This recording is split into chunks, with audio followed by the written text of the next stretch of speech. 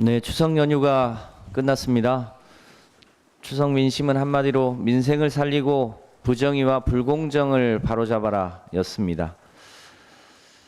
고금리, 고물가, 고환율로 어려운 경제와 민생을 살리는데 무능하고 무대책이었던 윤석열 정부는 추락하는 지지율을 만행하기 위해 정쟁을 유도하고 사정정국을 조성해서 전국을 돌파하려 했습니다. 이를 위해 국감장에 말꼬리 하나와 기억 하나를 문제 삼아서 제1야당 당대표를 추석 직전에 기소하는 만행을 저지르기도 했습니다. 김건희 여사에 대해서는 범죄 일람표에 주가 조작 증거가 차고 넘침에도 불구하고 수사나 기소도 못하는 검찰은 야당 탄압에만 사정의 칼을 휘두르고 있습니다. 같은 편에는 솜방망이, 상대편에는 쇠몽둥이와 같은 편향된 검찰의 특권 남용이 민주주의의 위기를 자초하고 결국 자승다박이 될 것임을 우리 국민들은 경고하고 있습니다.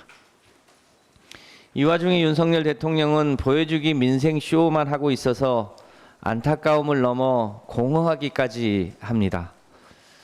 대통령의 행보와 말은 정책으로 연결되고 예산으로 반영되어야 그 진정성이 있습니다만 쇼는 있으나 대책이 없습니다.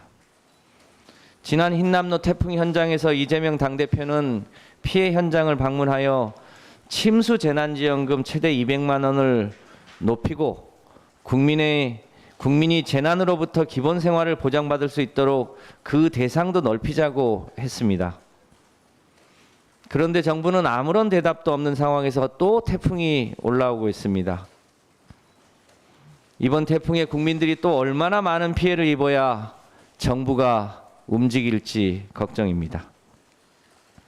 모든 물가가 오르는데 유일하게 떨어지는 것이 쌀값입니다. 추석이 지나 햅쌀이 나오면 쌀값은 더 떨어질 수밖에 없습니다. 풍년이 들면 농민들이 기뻐해야 되는데 한숨을 짓는 이 비극적인 현실 앞에 윤석열 정부는 쇼가 아닌 대책을 제발 실행하기 바랍니다.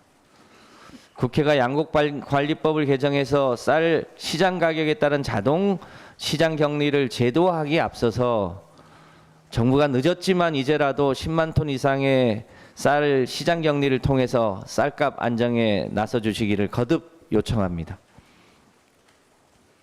지난 추석에 전통시장을 가보니까 시장 상인들은 작년 추석에 비해서 손님이 절반 이하로 줄었다고 울상이었습니다. 올해 추석에 지역화폐가 대폭 줄었기 때문입니다. 이 와중에 정부는 내년도 지역화폐 예산은 한 푼도 편성하지 않았습니다.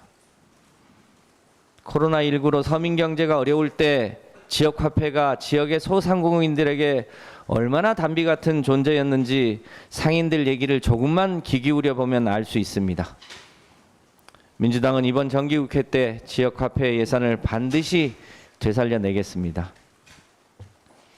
이번 정기국회는 법인세, 주식 양도소득세, 3주택 이상 다주택 종부세 등 초부자의 세금을 깎고 국유재산을 특혜 매각해서 재정을 메꾸려는 정부 여당과 초부자 감세를 막고 경제 민생을 살리려는 민주당의 정책 대결장이 될 것입니다.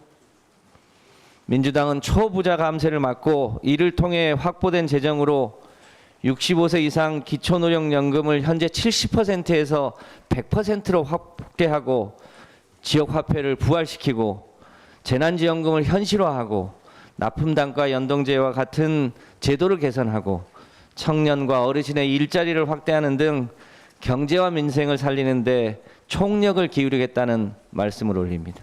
이상입니다.